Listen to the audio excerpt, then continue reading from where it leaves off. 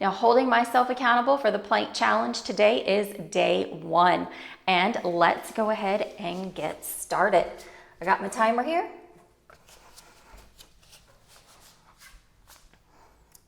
So in plank, I want to make sure that I have my wrists underneath my shoulders, keeping myself nice and strong.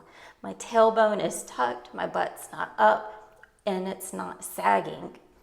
Using all of my strength, pressing through my heels, activating my legs, and breathing.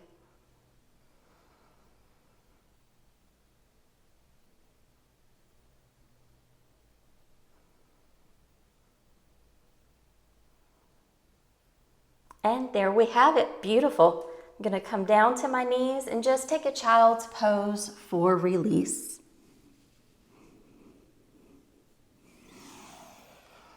I hope you'll join me on this plank challenge for the month of November.